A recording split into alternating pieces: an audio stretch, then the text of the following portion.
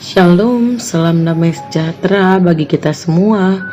Saudara-saudari yang terkasih di dalam nama Tuhan Yesus Kristus, firman Tuhan yang jadi renungan kita pada hari ini diambil dari Hosea 2 ayat 13 sampai dengan ayat yang ke-22.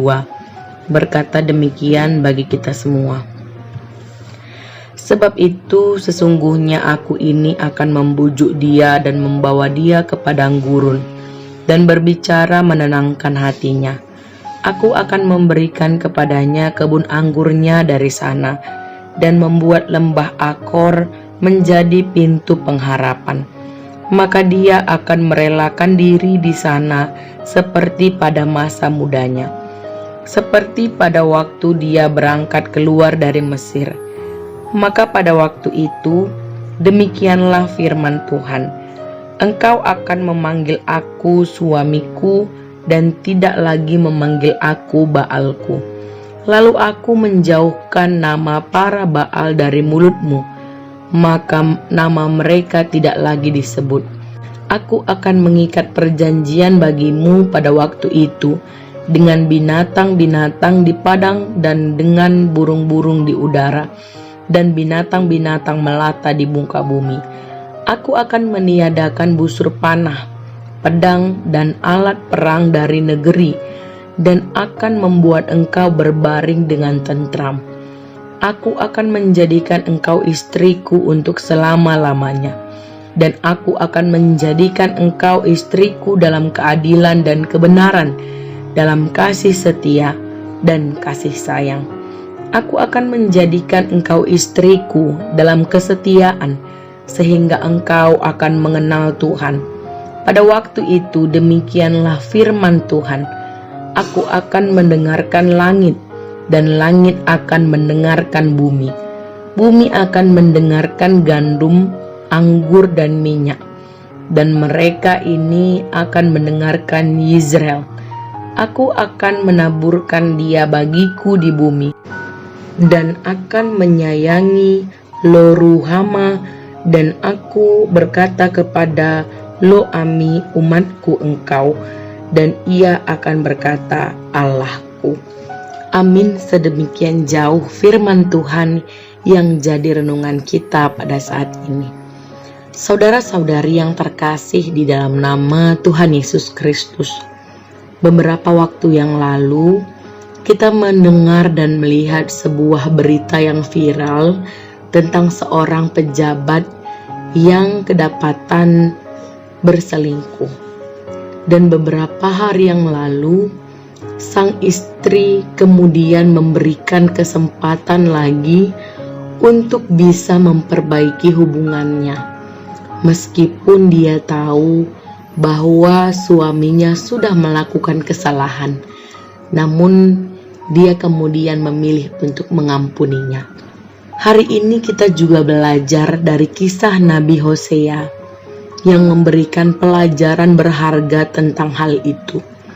Ketika Gomer istrinya berkhianat, ia tetap menerimanya dengan baik. Hosea mau kembali berbagi hidup demi kelanggengan pernikahannya.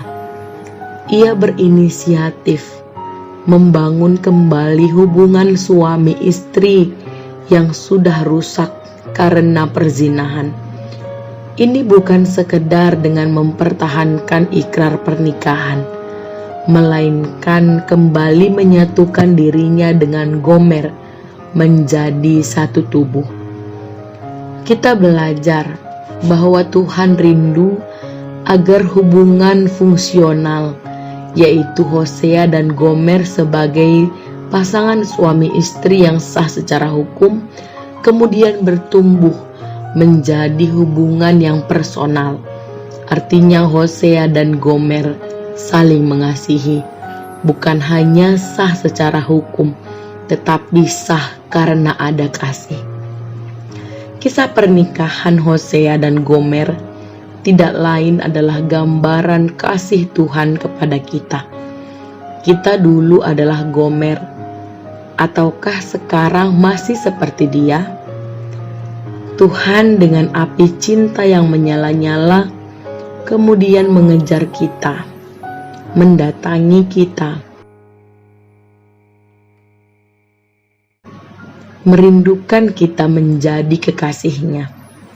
Apakah kita tetap memilih untuk berkhianat dengan orang-orang lain, dengan kuasa-kuasa yang lain, dengan ilah-ilah yang lain?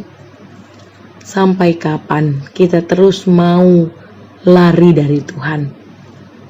Ada hubungan yang begitu intim dan mesra yang sudah Tuhan siapkan bagi kita.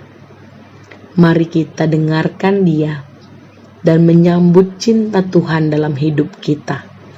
Karena tidak ada seorang pun yang mencintai kita seperti cinta Tuhan bagi kita. Memaafkan adalah bentuk cinta yang paling tinggi dan yang paling indah. Tuhan Yesus memberkati firman-Nya. Tuhan Yesus memberkati kita semua. Amin.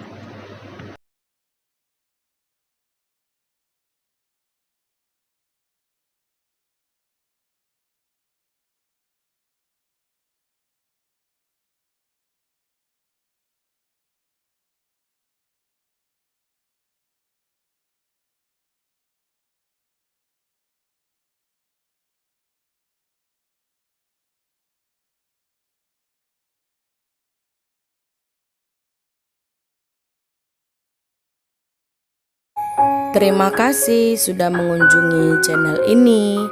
Jangan lupa tekan tombol subscribe, like, dan komen. Juga jangan lupa tekan tombol loncengnya supaya selalu dapat notifikasi. Tuhan Yesus memberkati.